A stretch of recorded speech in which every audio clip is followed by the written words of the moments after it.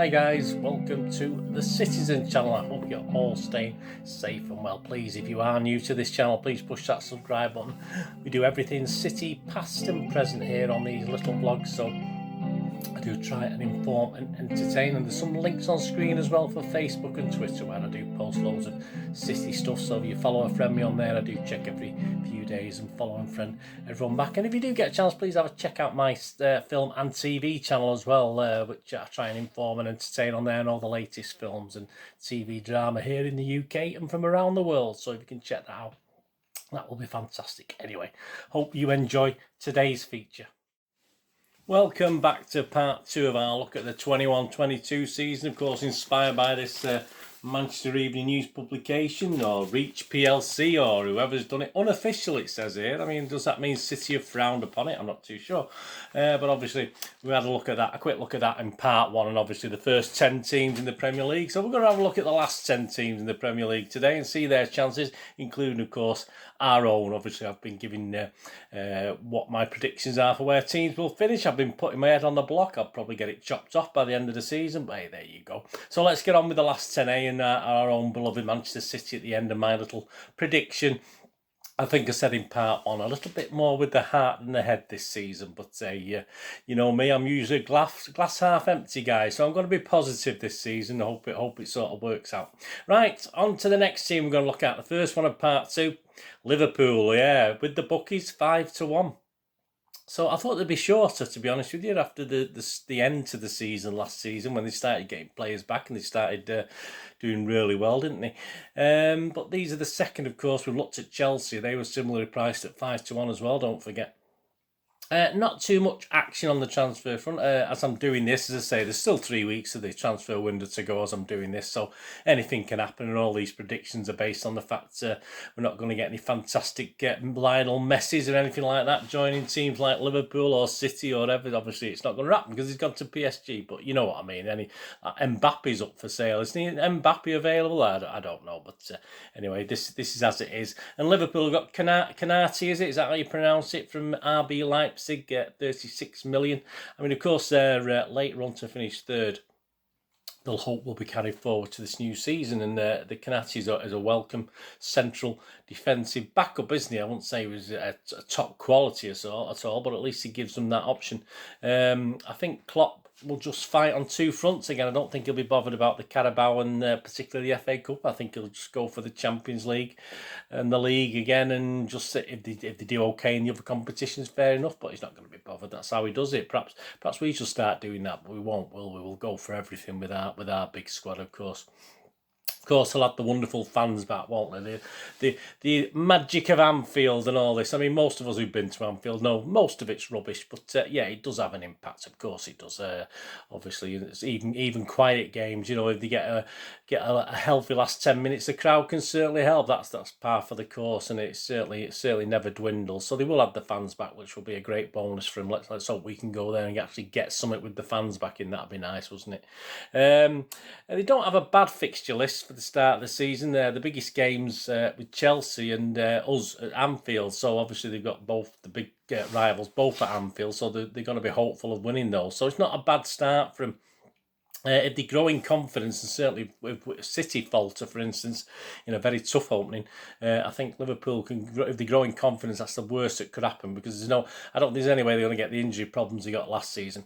Less than third, of course, will be very, very disappointing. That's where they finished last season, and I think they will be a real challenge. I think the 5-1's a good price. I think they'll be a real challenge again if everything falls right. I mean, if they get unlucky, fair enough, but that's how it stands at the moment. Right, on to United, 17-2. With the bookies. Yeah, I'm very surprised at that. I thought they'd be a bit lower, actually. They've obviously got Tom Heaton in. They've got obviously Mr. Sancho in for a lot of money, 76 million, something like that. Varane, is it? Varane, however you pronounce his name. I don't really care, less it's United. 42 million from Real Madrid.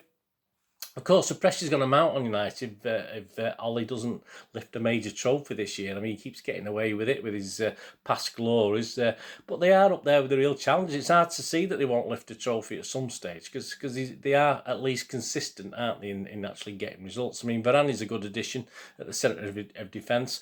Obviously, Maguire. I like Maguire. I do like Maguire. Old slabhead. I do like him. So I think that'll be a good. I think that'll be good for them at the back, which will certainly help. Sancho's obviously something a little bit better, something a little bit different from as well, and he'll do okay. Again, I'm not his biggest fan. I don't think he's that great, but again, there's an aura about him, and obviously when they go to United, that aura carries on, doesn't it, or grows, if you like. If they sort out the home form, which was a big problem, and if they start getting early wins at home, again, like Liverpool, they'll just grow in confidence. And I think personally, rather than Liverpool, United could be City's biggest challenger, or certainly a team who could be up at the top and having to chase at certain stages. But it'd be interesting to see. They seemed to get a bit of luck last year, but hey, you make your own luck in this game. So it will be interesting to see how they go early doors. It's a kind start to the season for them until the end of October, when things get a little bit tougher. They play Liverpool, Spurs and City on the trot. But obviously, if they've started well, that'll do the confidence really good. As I said, they've not got too bad of fixtures to start. So if they get off to a flyer, it might be a bit of a struggle and it won't really bode well. I mean, it's got to be definitely top three for me again. I don't think they're going to drop below that, to be honest with you, unless something implodes. Has Ollie got the nous to take them and keep them at the top? I don't know. We'll see, won't we? At the end of the day, you don't know till it happens, will you? But obviously, if they can stay at the top for more than like a few days, which is what's happened in the past, then they might have a chance. But very interesting. But I am going to stick, even though I think they may be City's biggest challenger. I'm not giving too many clues away here of where I think City will finish, am I? I'm going to put third because I think Liverpool will just. Sort of just pip them for that. I just think obviously they'll get. So I think we've got I'm not giving too much away. Liverpool are going to finish second. I don't think I mentioned that, did I? So I think if they finish second, and I think United will finish third. Even though, as I said, it depends on how they get off and how Ollie does, and there's a few ifs and buts as well. So that's United for third. Liverpool were for second. So there you go. So unless Newcastle are first, etc., you know who my number one is. But anyway, on to Newcastle. 750 to 1. Yeah, for quite a there you go. Put a quid on that. You'll lose your quid, of course. In the ins so far as I can see at this point in time, absolutely no one. So no one out either. So under Steady Eddie, a 12th last season. He's Steady Eddie Bruce, Steve Bruce, 12th last season, and what can you say? You can't really see any change on the pitch. They're sort of treading water and going on with the flow. They'll have the fans back, which sometimes they're not exactly. It's not exactly Fortress St James's, is it? Even with the fans, but. They don't have the hardest of early fixtures, which is good, because they usually end up near the bottom and struggling a bit, don't they? But if they can get some points in the bag from those early fixtures, I think they'll be all right with Mr. Bruce. But unless something changes on the owner front that we don't know about yet. But I mean, 13th, they were 12th last season. I'm putting them down for 13th. They're not going to mix it up. They're not going to be much different. And I think they will survive. I don't think they'll get relegated. Right, on to another of the newcomers. Norwich, 1,500 to 1. 1,500 to 1 with the bookies to win the league. Some interesting additions. I've not really heard of any of them. Kenny Coker from Southend United, undisclosed. Ben Gibson, 8 million from Burnley. Dimitros Skiniolis, 6.3 from P8OK. Is that Athens? Is that a Greek team? Angus Gunn, 5 million from Southampton. Nice to have Angus Gunn back there. Milo Rashica, 9.9 from Werder Bremen. Flynn Clark, undisclosed from Peterborough. Billy Gilmore, loan from Chelsea. I think I've heard of him. Pierre Les Melou, 5 million from Nice. So a few ins. There are a lot of outs, but we're not talking about those in this thing.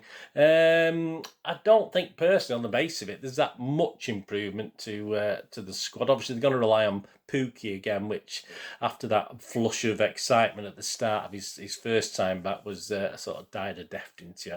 He's all right, Pookie. I just don't think he's up to the standard week in, week out. A big question mark over his consistency. He can do it for a certain length of time, of course he can. And Rashica, they've got Rashica may prove a useful ally to Pookie as well. So that's okay. But yeah, it will be. I can't see anything to say they're going to have a nice, comfortable season and survival and hoping 3 teams are worse. Surely they're probably not, to be honest with you. They do have a tough early fixture list. So if they do get some points from that, that'll be quite a minor miracle. That'll be a plus point. That'll be a confidence booster. So if they're not struggling for points after 10 games, if they go into 10 games and they got something like 15 points, they might have a chance. But I say they've got a tough opening list. Which, when you're one of the lower teams, every game's tough, isn't it? That's the thing. But they do have a really tough start to the season. But I'm gonna predict rock bottom for Norwich. I just think they'll finish certainly relegated. I'm gonna put them for this little programme on into 20th. A lot of changes there. He might do all right. I say these new guys might sort of lift them up, but with such a raft of changes, it's hard to see anything more than relegation. I'll put them down for 20th. Southampton, on to Southampton. Yeah, 750 to 1. Again, it looks like the squad's been weakened as it normally is with Southampton. Of course, they brought in Walcott, haven't they, from Everton. I mean, he's injury prone, isn't he? I don't know what use he's going to be. Romain Perrault from Brest, 10.8 million. Valentino Livramento from Chelsea for 5 million. With Ings gone, I can only see more problems for Southampton and the long-suffering fans down there, because you say they keep getting robbed of good players, don't they? We do like Ings. It's interesting that that he has gone now. And they do play some nice football, but obviously come a handful of injuries to Southampton, and they are going to be struggling, and especially they don't have the easiest of starts. A bit like Norwich. It's going to be a tough season. I mean, they were 15th last year, and I think they'll kill to finish 15th this season. I hope they do, because sadly I have got them surviving.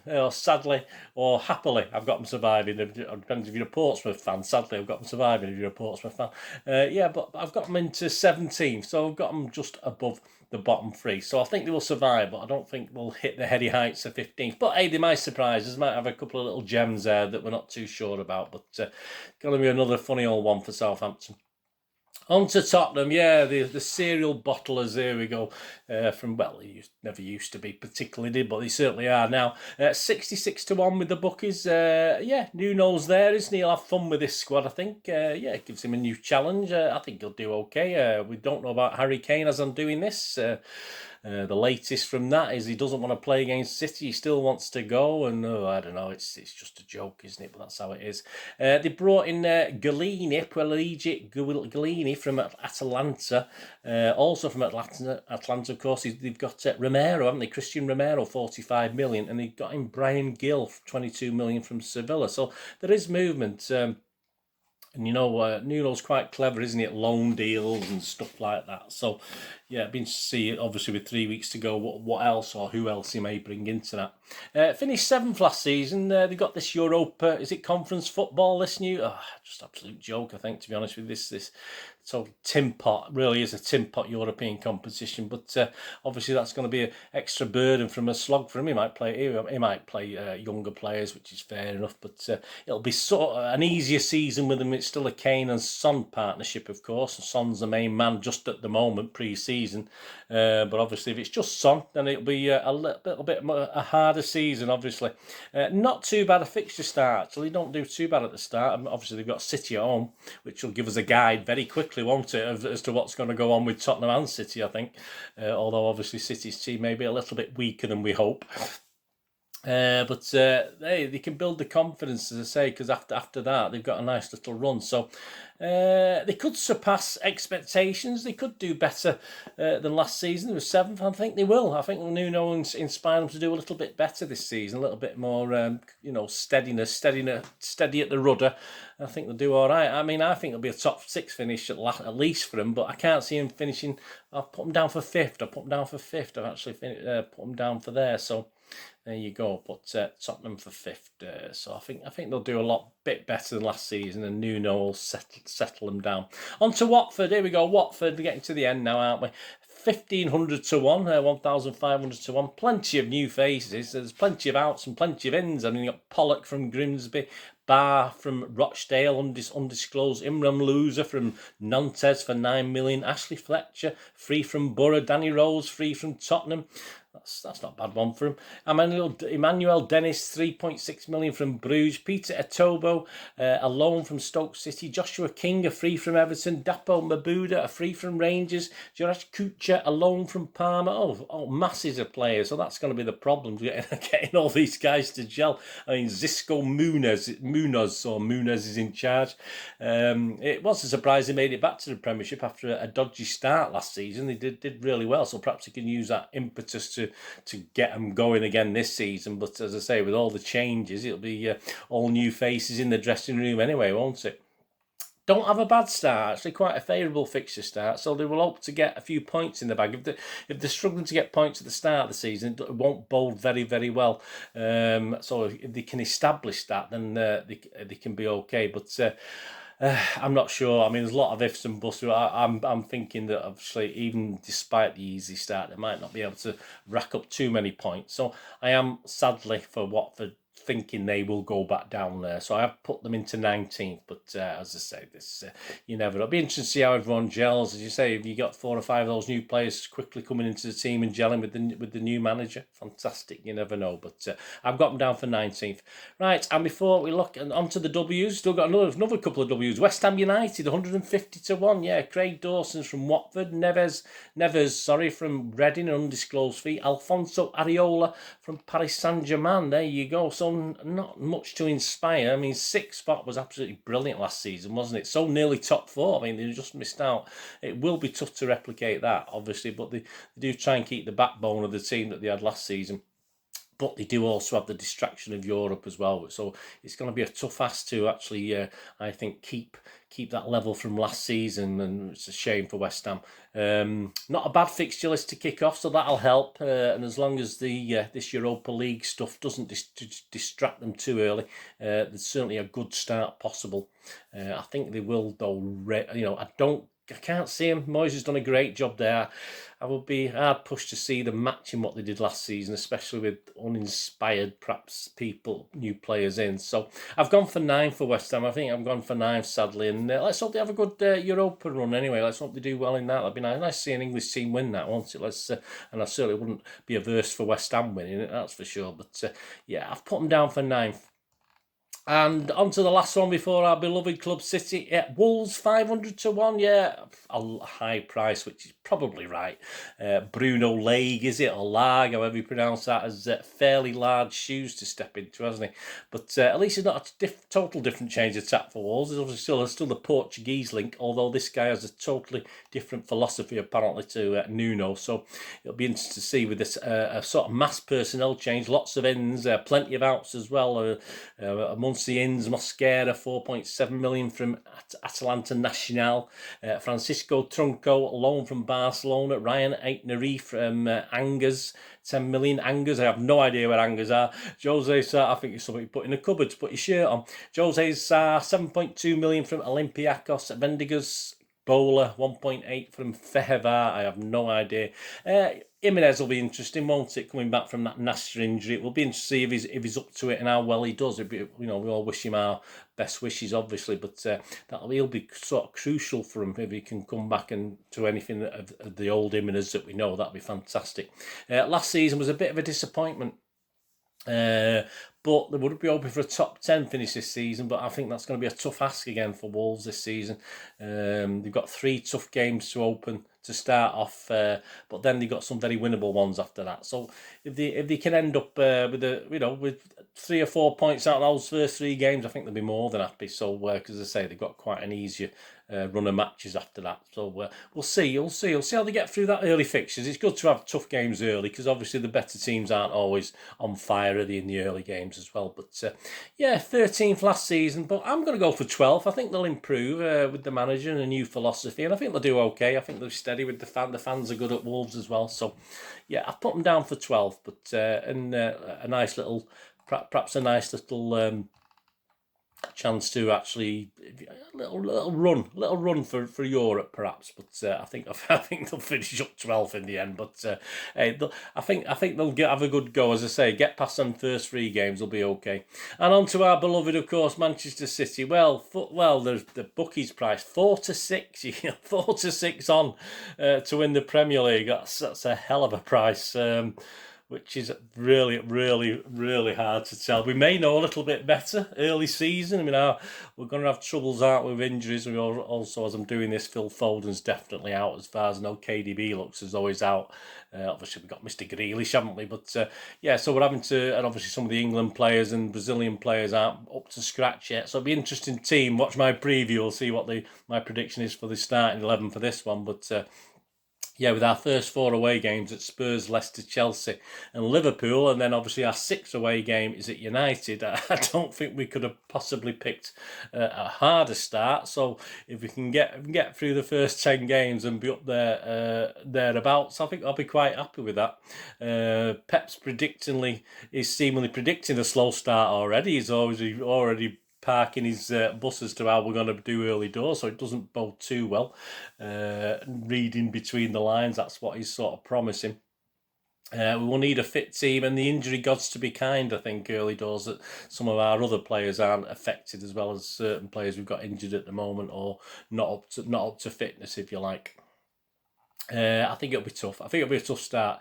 The addition of Grealish, yeah, of course, it's a good addition, but I don't think it's world beating. I don't think it's suddenly going to make us into Champions League winners, etc., etc. I think he gives us options, but I still think, and certainly for that sort of money, I think it's not getting an out and out striker as at this point in time is a mistake. That may all change, and say by the time we're into the season, but as at this point in time, I think it's a mistake. I think it's an option we need, and we just don't seem to have that option. He seems to be willing to let Delap go out on loan as well, which is a worry.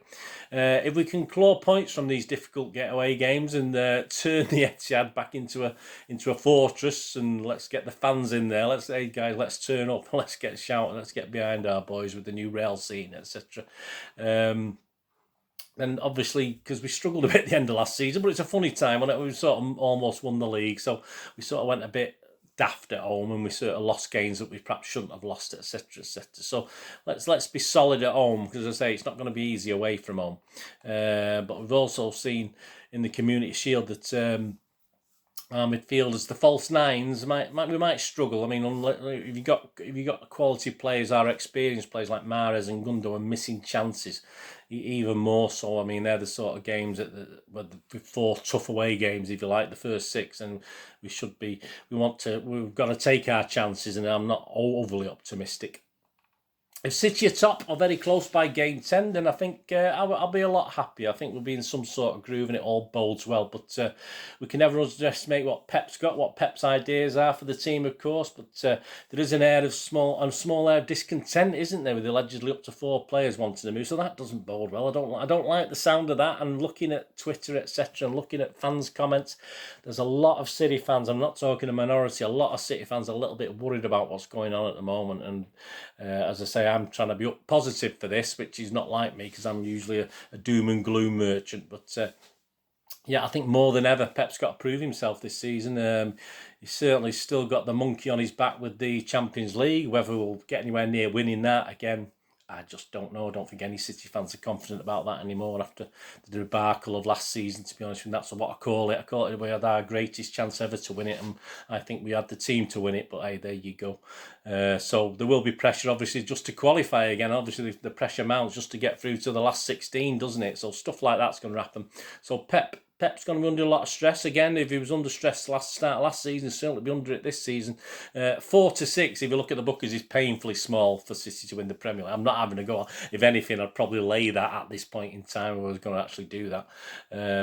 But let's hope that reflects what's going to happen. But I think it's very, very generous. I think that'll ease out as the season progresses. But join me for my odds show and find out about that.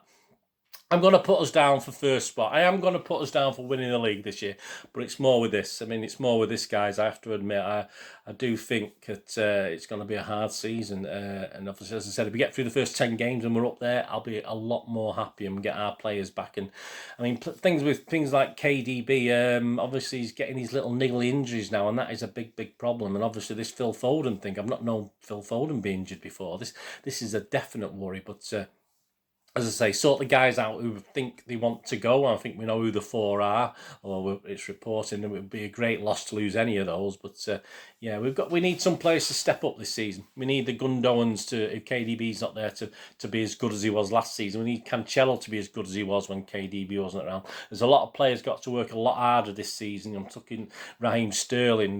Mahrez has had some fantastic games last season, but we need him to step up week in, week out. This season, of course, we need, and Mr. Grealish can add something to that. But yeah, I think we'll know a bit more by the visit to United for game 11. This is what, so if we played 10 games and we're up there and we go to United and do them, then we'll be a lot happier. So I'm going to go for first. I mean, the table's on the screen there, as I say, just my ideas. Let me know what you think anyway, guys. As I said, I've gone more with my heart. I'm going to say that now. I'm not by any means anywhere near 100% confident City going to win this league this season. I just want to be positive, and I'm a City fan, and hey, let's go for it. Let's be positive. Let's win this league. Let me know what you think anyway. But thanks for joining me for this. Hope you enjoyed it. Parts 1 and 2 of this little look at 21-22 season. Obviously, I'm no tactician or mastermind with other clubs, but I've just wanted to give you a little feel for what I was thinking, looking at the details and information on these other clubs as well. So I hope you enjoyed that anyway. Thanks for watching. What you're going to do the rest of the day? Have a great one. Look after yourselves, look after your friends, look after your families. More importantly, let's all look after each other. Till we meet here again on the Citizen channel, or perhaps have a flit across. Have a look at my film and TV channel. I only ever ask one thing of you. Please stay safe, Blues. Come on, City. We can do it. Thanks for watching.